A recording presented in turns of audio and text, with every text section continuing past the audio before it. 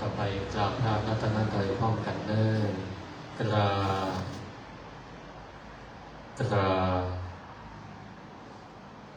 กราบ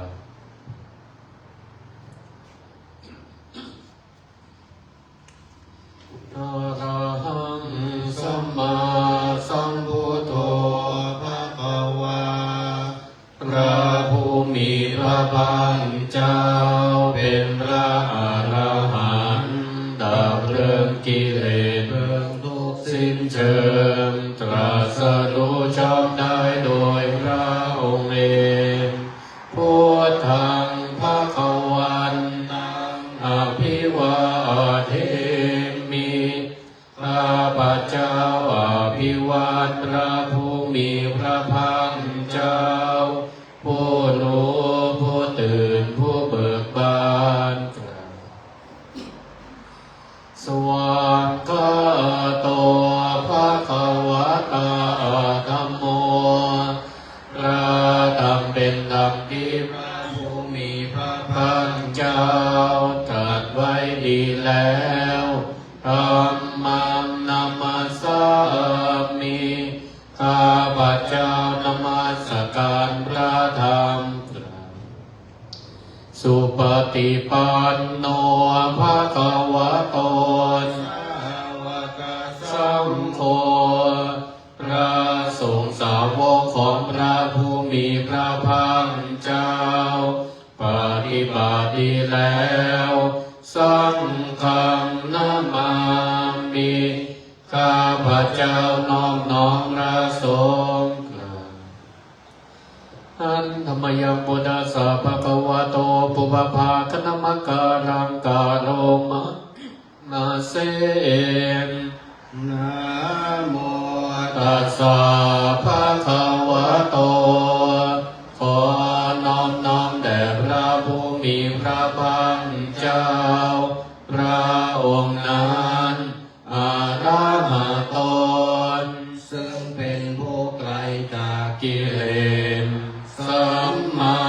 สัมพุทธัสสะตรัสรู้ชอบได้โดยพระองค์เองนะโมตัสสะภะคะวะโตขอน้อมน้อมแด่พระผู้มีพระภาคเจ้าพระองค์นั้นอะระหะโตซึ่งเป็นผู้ไกลจากกิเลสสัมมาสัมพุทธัสสะตรัสรู้ชอบได้โดยพระองค์เองนะโมตัสสะภะคะวะโตขอน้อมน้อมแด่พระผู้มีพระภาคเจ้าพระองค์นั้นอะระหะโตซึ่งเป็นผู้ไกลจากกิเลสสัมมาสัมพุทธัสสะตรัสรู้ชอบได้โดยพระองค์เองอันธรรมยังพุทธานุสตินยังกโรมาเสอิติปิโสภะคะวันพระเหตุอย่างนี้อย่างนี้พระผู้มีพระภาคเจ้านั้นอะระหังเป็นผู้ไกลจากกิเลสสัมมาสัมพุทโธเป็นผู้ตรัสรู้ชอบได้โดยพระองค์เองวิชาจารณสัมปันโนเป็นผู้ถึงพร้อมด้วยวิชาและจารณะสุขโตเป็นผู้ไปแล้วด้วยดีโลกวิทูเป็นผู้รู้โลกอย่างแจ่มแจ้งอนุตตรปุริสธรรมสารถีเป็นผู้สามารถฝึกบุรุษที่สมควรฝึกได้อย่างไม่มีใครยิ่งกว่าสัทธาเทวมนุสสานังเป็นครูผู้สอนของเทวดาและมนุษย์ทั้งหลายพุทโธเป็น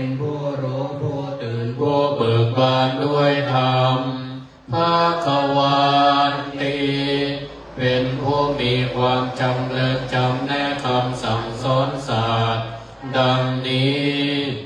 กายเยนะวาจายุวเจตสาวันด้วยกายก็ดีด้วยวาว าจาก็ดีด้วยใจก็ดี พุทเทกุกัมมัง ปะกตังมยายังกรรมหน้าติเตียนนันใดที่ข้าพเจ้ากระทำแล้วในพระพุทธเจ้า พุทโธ ปฏิคันหาโตอัจจยันตังขอพระพุทธเจ้าจงงดซึ่งโทษล่วงเกินนั้นนั้น กาลัน ทะเลสังวลิตุงวาพุทเท เพื่อการสำรวมระวังในพระพุทธเจ้าในการต่อไปนั้นดัมมยังดัมมานุสตินยังกโรมาเสสุขะโตภะคะวะตาธัมโม พระธรรมเป็น สิ่งที่พระผู้มีพระภาคเจ้าได้ตรัสไว้ดีแล้วสันทิฏฐิโกเป็นสิ่งที่ผู้ศึกษาและปฏิบัติพึงเห็นได้ตนเองอาการลิโกเป็นสิ่งที่ปฏิบัติได้และให้ผลได้ไม่จำกัดการเอหิปัสสิโก เป็นสิ่งที่ควรกล่าวกราบ ผู้อื่นว่าท่านจงมาดูเถิดโอปัญญิโก เป็นสิ่งที่ควรน้อมเข้ามาใส่ตัวปัจจตังเวทิตาโพวินโยหินติม เป็นสิ่งที่ผู้รู้ ก็รู้ได้เฉพาะตนดังนี้กายเยนะวาจายุวเจตสาวา ด้วยกาย ก็ดีด้วยวาจาก็ดีด้วยใจก็ดี ธรรมเม กูกรรมังปะกตังมยายังกรรมหน้าติเตียนนันใด ข้าพเจ้าก ระทำแล้วในพระธรรมธัมโมปฏิคันหาโตอัจจยันตัง ขอพระธรรมจงงดซึ่งโท โทษ ษ ล่วงเกินนานนานกาลันทะเลสัมวลิตุงวะธรรมเม เพื่อการสำรวมระวังในพระธรรมในการต่อไปอันดัมมยังสังขานุสตินยังกโรมาเสสุปฏิปันโน ภะคะวะโต ตัวสาวกสังโฆ ทรงสาวกของ พระผู้มีพระภาคเจ้าหมู่ใดปฏิบัติดีแล้ว โอโชปฏิปันโน โนภะคะวะโตสาวกสังโฆ ทรง สาวกของพระผู้มีพระภาคเจ้าหมู่ใดปฏิบัติ ตรงแล้ว ยายาปฏิปันโนภะคะวะโต สาว กสังโฆทรงสาวกของพระผู้มีพระภาคเจ้าหมู่ใด ปฏิบัติเพื่อรู้ธรรม ทำเป็นเครื่องออกจากทุกข์แล้ว สามีจิปฏิปันโน ภะคะ วะ วะ โตสาวกสังโฆ ทรง สาวกของพระผู้มีพระภาคเจ้าหมู่ใดปฏิบัติ สมควรแล้ว ยาทิทางได้แก่บุคคลเหล่านี้คือ จัตตาริ ปุริสายุคานิอันดาปุริสาภูคลาน ผู้แห่ แห่ ง งบุรุษสี่คู่นับเรียงตัวบุรุษได้8บุรุษ เอสา พระขวะโตสาวกสังโฆ นั่นแหละ ทรงสาวกของพระผู้มีพระภาคเจ้าอาหุนายโย เป็นสงฆ์ ควรแก่สักการะที่ เขานำมาบูชา ปาหุนายโย เป็นสมควรแก่สักการะที่เขาจัดไว้ต้อนรับทักขินายโย ควรรับทั้งศีลนาทานอัญชลีการนิโยนเป็นผู้ที่บุคคลทั่วไปควรทำอัญชลีอนุตตรังปุญญาเขตังโลกัสสติมเป็นเนื้อนาบุญของโลกไม่มีนาบุญอื่นยิ่งกว่า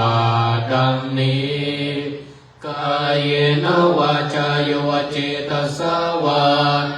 ด้วยกายก็ดีด้วยวาจาก็ดีด้วยใจก็ดีสังเข กุกรรมังปะกตังมยายังกรรมหน้าติเตียนอันใดข้าพเจ้ากระทำแล้วในพระสงฆ์สังโฆปฏิคันหาตัวจยันตังขอพระสงฆ์จงงดซึ่งโทษดวงเกิดนานๆการทะเลสังวริตุงวาสังเกเพื่อการสำรวมระวังในพระสงฆ์ในการต่อไป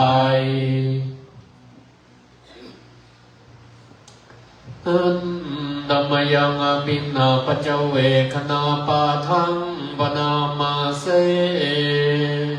ชาราธัมโมมีเรามีความแก่เป็นธรรมดาชาลังอนัตติโต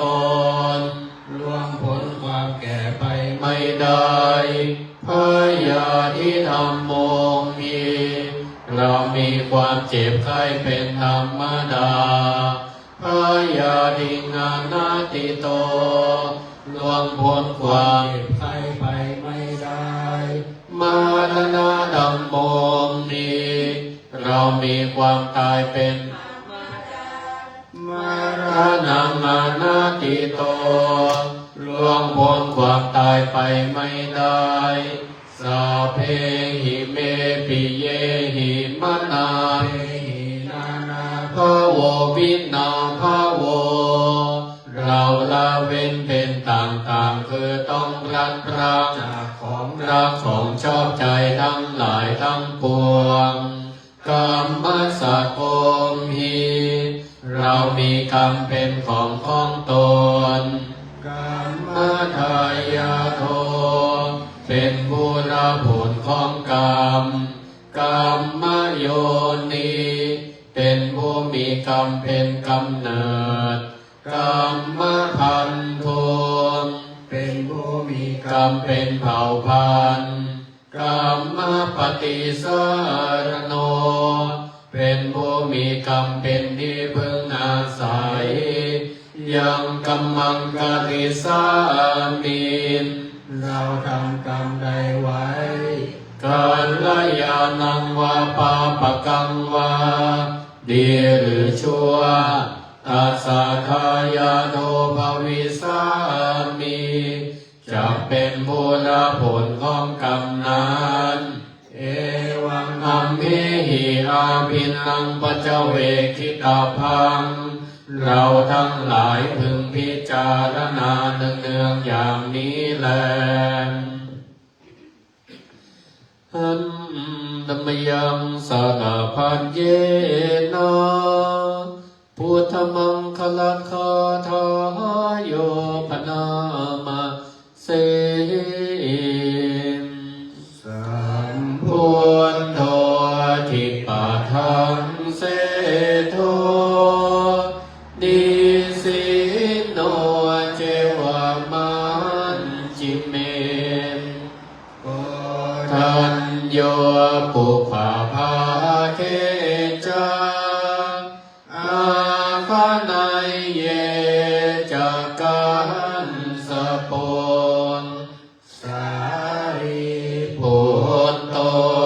จะทังคีเนอารติเยอุปาลิจังปัจชิเมปิจานันโทอายังเกจะขวัมปฏิโมคัลลาโนจะโอตาเลอิสาเนปิจารามุโล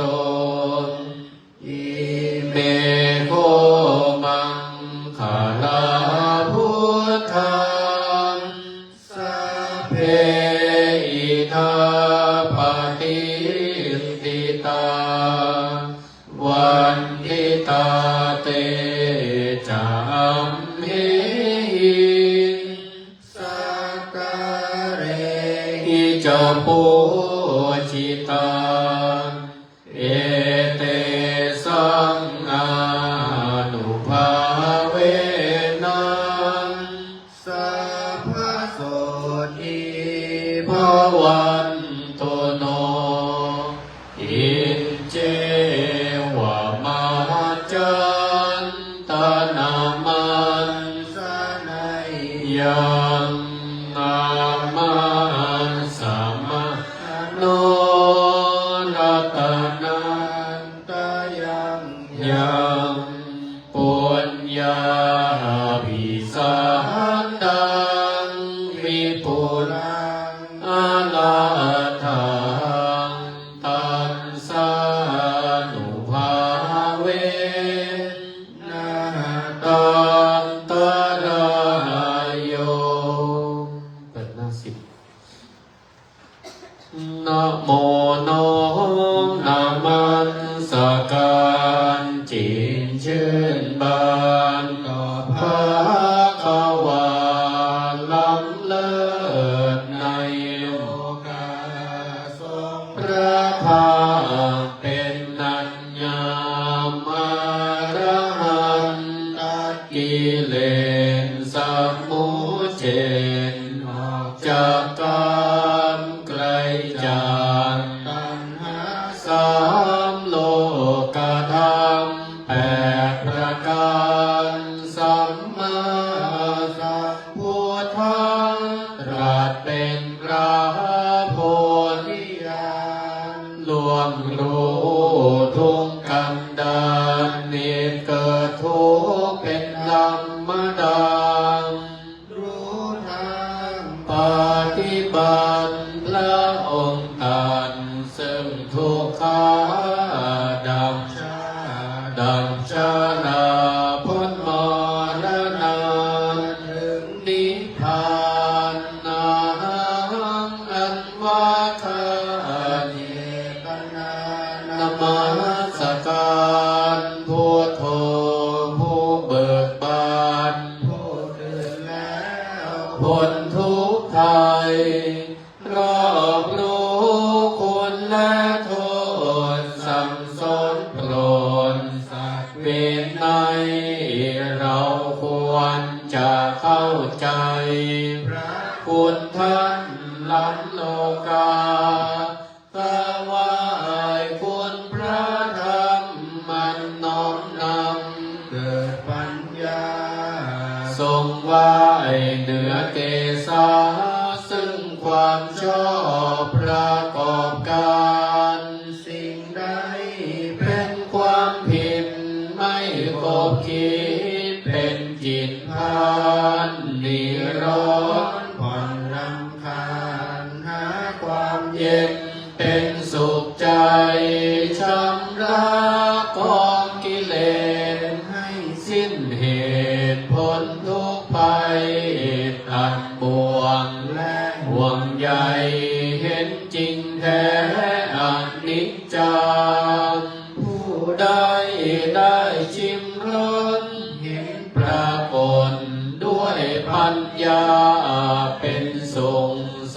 มอมา จำเพาะ ตัวที่ได้ทำปฏิบัติ จึง เห็นจริงเป็นยอดยิ่งอุปธรรมภ์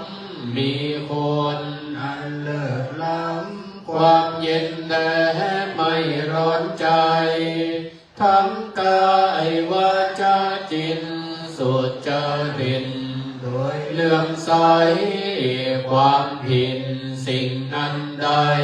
จะ บังเกิดนั้นไม่มี พระธรรมมันล้ำเลิศสิ่งประเสริฐวิธีทางเอง ข้ามโลก กีพ้นจากชาตินิรันดร์ภัยข้าไหว้คุณพระสงฆ์ผู้ดำรง พระธรรมวินัย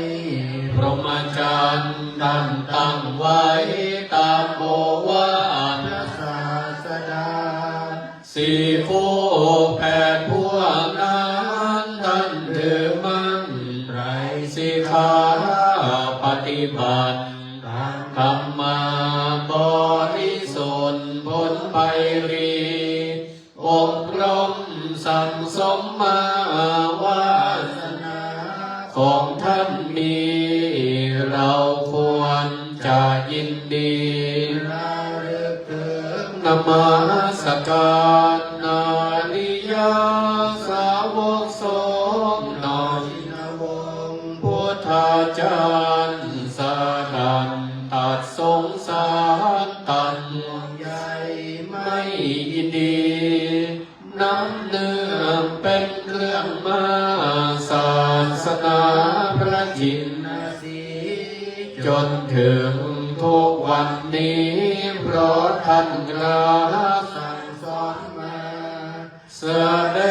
งแจ้งเหตุผลให้บุคคลมีศรัทธาเห็นจริงด้วยปัญญามีคุณแท้เป็นแน่ใจท่านนั้นเป็นแบบอย่างชี้แนวทางให้เดินไปทางธรรมทางวินัยทางศีลภาวนาสังโฆคุณดังนี้เราควรที่จะบูชาระลึกถึงขึ้นมายกมือไหว้ไม่เสียทีตั้งจิตดำลงต้นต่อพระส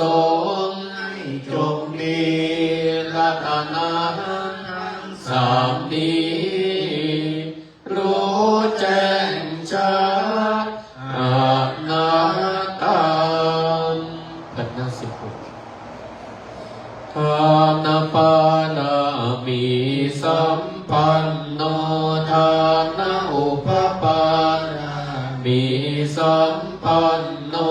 ทานะปรมัตถปานามีสัมปันโนเม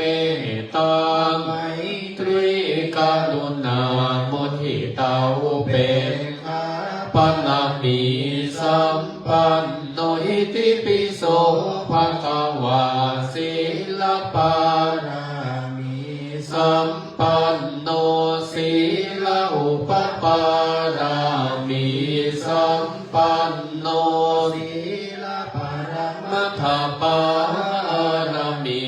สัมปันโนเมตตาไมตรีกรุณามุทิตาอุเบกขาปนามีสัมปันโนหิติปิโสภะคะวาเนคัมมะปารามีสัมปันโนเนคัมมะอุปปารามีสัมปันโนเนคัมมะปรมัตถปารามีสัมปันโนเมตตาไมตรีกรุณามุทิตาอุเบกขาปนามีสัมปันโนหิติปิโสภะคะวาปัญญาปนามีสัมปันโนปัญญาอุปปารามีสัมปันโนปัญญาปรมัตถปารามีสัมปันโนเมตตาไมตรีกรุณามุทิตาอุเบกขาปรามีสัมปันโนหิติปิโสภะคะวาวิริยะปนามีสัมปันโนวิริยะอุปปารามีสัมปันโนวิริยะปรมัตถปารามีสัมปันโนเมตตาไม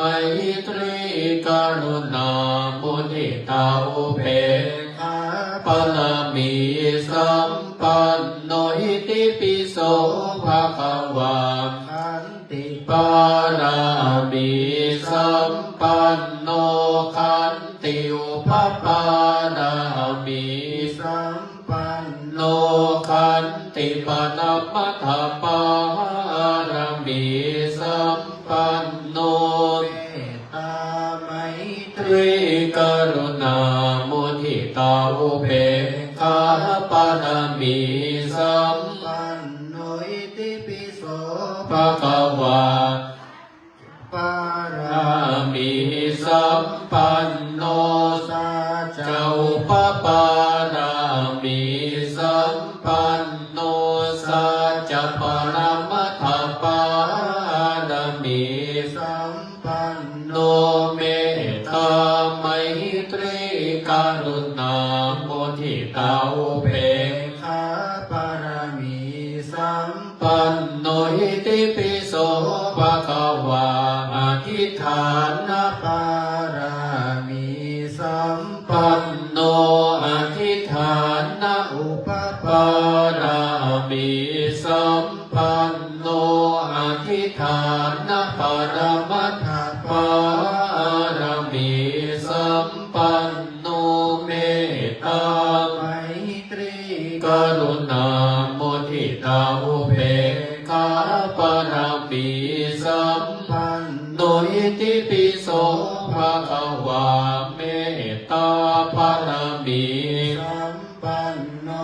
เมตตาอุปปารามีสัมปันโน เมตตา ปรมัตถปารมีสัมปันโนเมตตา ไมตรี กรุณาโมทิตาอุเบกขาปนามีสัมปันโนอิติปิโส ภะคะวาอุเปก ขาปนามีสัมปันโนอุเบกขาอุปปารามี สัมปัน โนอุเบกขาปนามัทธปารมีสัม ปัน โนเมตตาไมตรีกรุณาโมทิตาอุเบก ขาปารามี สัมปันโนอิติปิโสภะคะวา ทา สัพพารามีสัมปันโน ทา สัพพปารามีสัมปันโนทาสัพพะระมัตถปารมีสัมปันโนเมตตา ไมตรี กรุณาโมทิตาอุเบกขาปารมีสัม ปัน โนหิติปิโสภะคะวาพุทธังสารนังกัจจามิธัมมังสารนังกัจจามิสังฆังสารนังกัจจามินามามิหังเราทำวัดสวดมนต์เสร็จเรียบร้อยต่อไปเป็นภาคสมาธิเจริญวิปัสสนาตั้งกายตรงประดุมมือเก่าสัมปริกรรม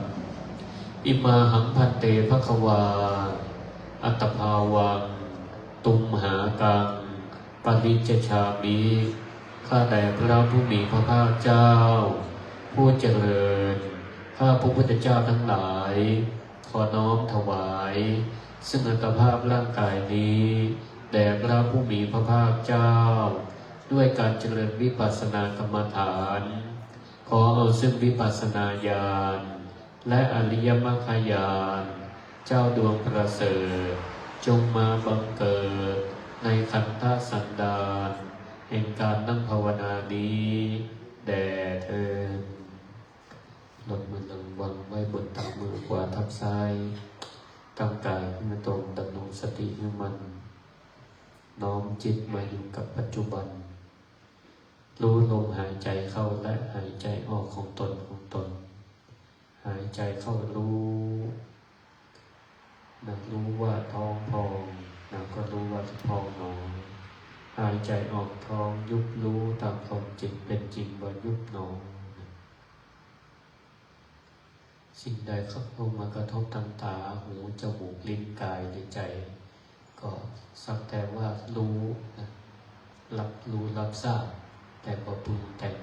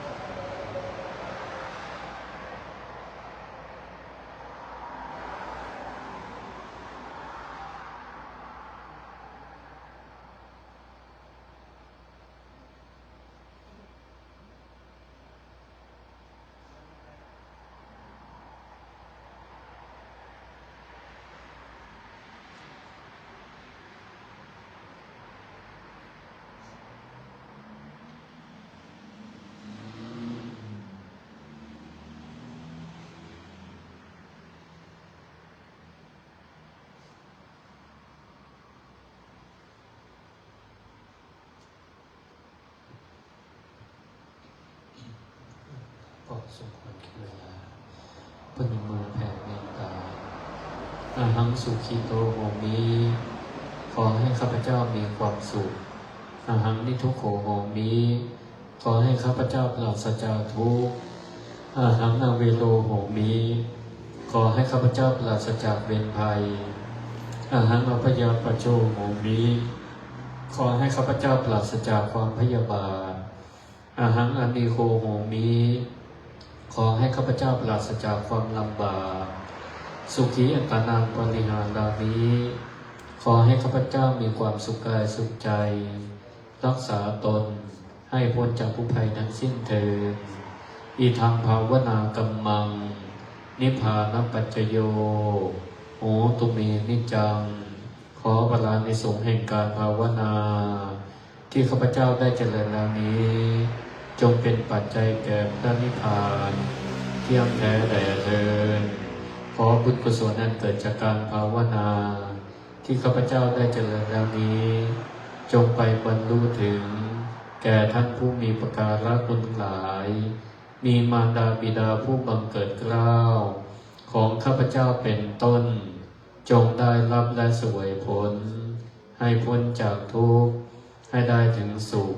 ตามสมควรแก่ฐานะของตนทุกท่านเถิดขอสัตว์ทั้งหลายทั้งปวงจงอยู่เป็นสุขอย่าได้มีเวรอย่าได้มีความเบียดเบียนอย่าได้มีความลำบากจงรักษาตนให้พ้นจากทุกภัยทั้งสิ้นเถิดสาธุต่อไปวันตาวันตามิปุถังสัพพเมโตสังฆมาดาเมวันเตวันตามิธัมมังสัพพเมโตสังฆมาดาเมวันเตวันตามิสังฆังสัพพเมโตสังฆมาดาเมวันเตวันตามิกาโลอุปัชฌาจาริเยสัพพเมโตสังฆมาดาเมวันเตวันตามิกัมมัฏฐานังสัพพเมโตสังฆมาเมวันเตวันตามิอารามิปัสสสีมายังสัพพเมโตสังฆมาตาเมวันเตวันตามิเจติยังสัพพังสัพพะทานิสุปฏิทิตาริราธาตุมหาโพธิงพุทธาลูปังสักขาลังสัทธานาคาโลเกเตวะโลเกพระมะโลเกจัมปุริเปลังกาดิเปสาลิลาธาตุโยเกสัตตาตุโยอะระหันตาธาตุโยเจติยังกันนาปุติงจัตุราสิติสาหัสเสธัมมะขันเทสัพเพสัมปาทาเจยังหังวันตามิสัพพะโสวันตามิพันเตสัพพังภาราทังกัมมะดาเมพันเตมยังกะตังปุญญังสามินาอนุโมทพังสามินากะตังปุญญังไมหังตาตพังสาธุสาธุอนุโมทามิอะระหังสัมมาสัมพุทโธภะคะวาพุทธังภะคะวันตังอภิวา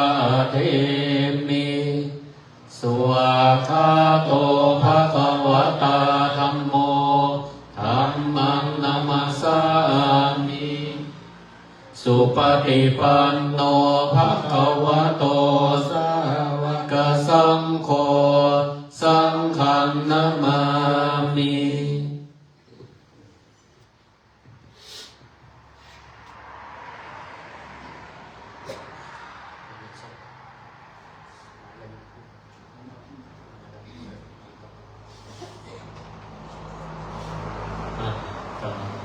มันจะเป็นสุขกับสถานแบบนี้ทั้งหลายเด้อ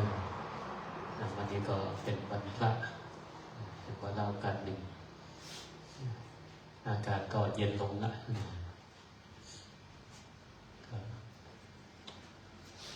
วันนี้นี่ยิ่งลดลงนะมันบวกกับสำรวจแห่งนี้นะรักษาสุขภาพกันตัวเองหน่อยทำร่างกายให้อบอุ่นอยู่ตลอดเวลา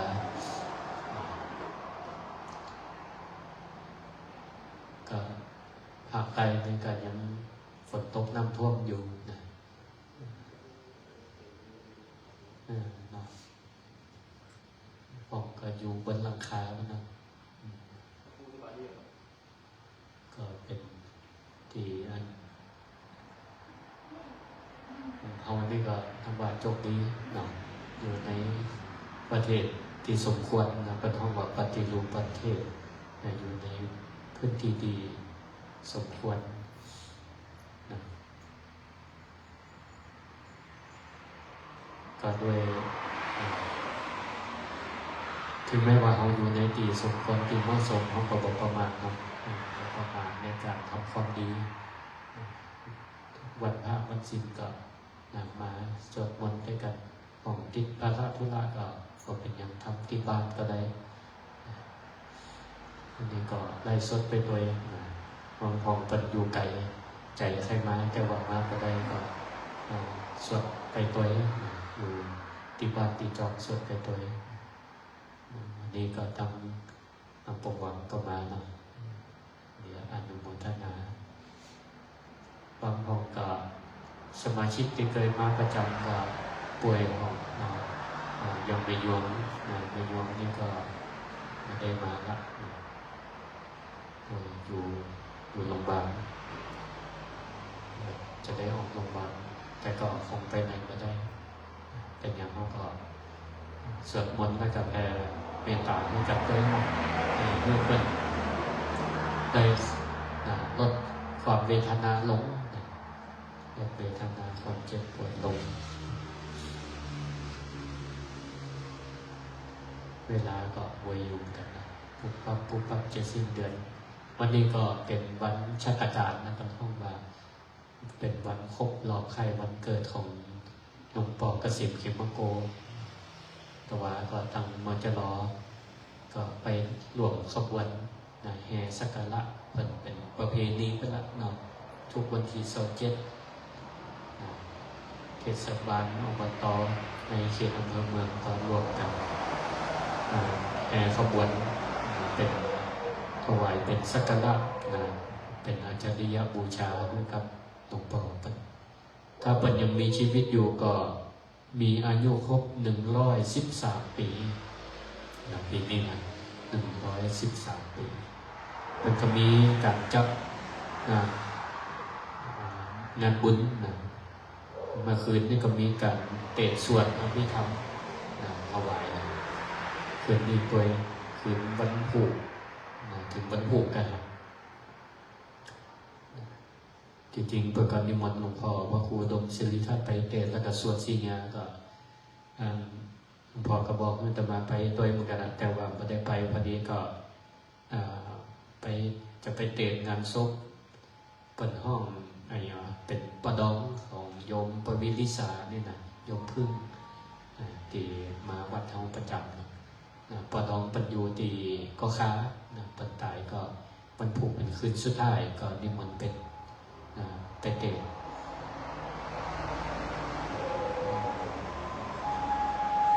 ก็หลวงพ่อนี่ก็มีคุณูปการนะหลวงพ่อเกษมแม้ว่าสังขารเป็นจะดับไปแล้วก็คุณูปการก็ยังมีอยู่ลูกศิษย์ลูกหาตีเคารพเปิดก็เคารพนับถือกลุ่มเปิดห้องอะไรอย่างก็ยวสอีกบุญตีสถาปเดียวกับอายุเป็น8-90แล้วนะกลุ่มยวสตีจำไปไว้พระสวดมนต์ตีสุสันเทลักเนี่ยนะแม้ว่าเป็นจะละสังขารไปเหมือนลูกศิษย์ลูกหาก็ยังได้อยู่สังเกตว่าวันนี้ก็ตีโดมตั้งหลัง2 หลังขนาดนั้นหลังใหญ่ๆที่มีเท่าวิสุวรรณคนเต็มแทบไปรับแจกทาน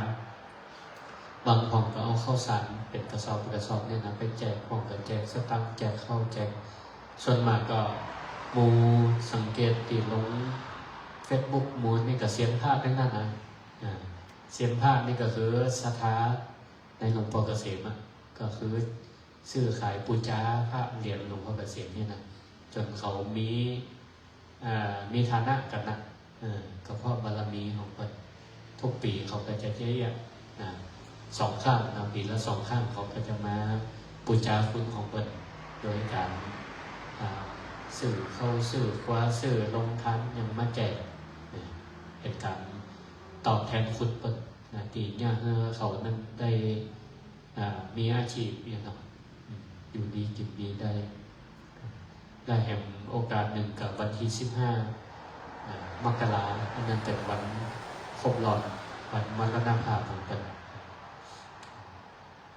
คนก่อนรู้จักกันนักยิ่งสมัยตอนเป็นมีชีวิตอยู่กับพระบาทสมเด็จพระเจ้าอยู่หัวรัชกาลที่9แล้วก็ที่10นี่ตัวเองก็เคยเสด็จมาไหว้มาสักการะเป็นถึงกุฏิเลยเนาะก็มีภาพปรากฏอยู่คุณงามความดีเนี่ยมันยังมีอยู่เนาะแม้ว่า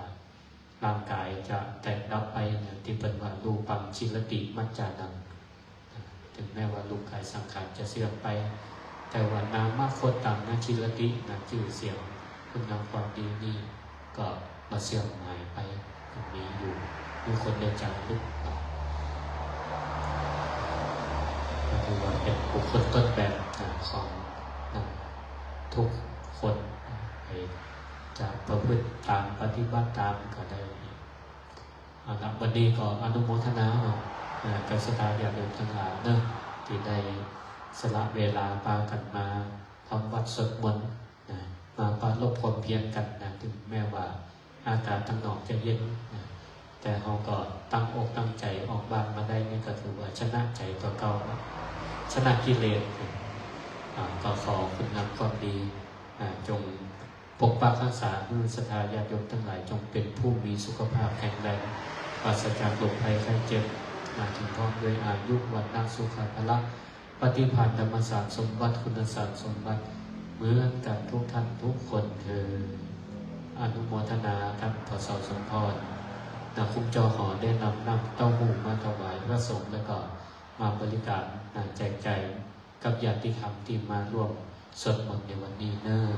อภิวาทนาสีลิสนิจังวุธาปจาอิโนจัตตาโลธรรมวัฏันติอายุวันโนสุขังภะลัง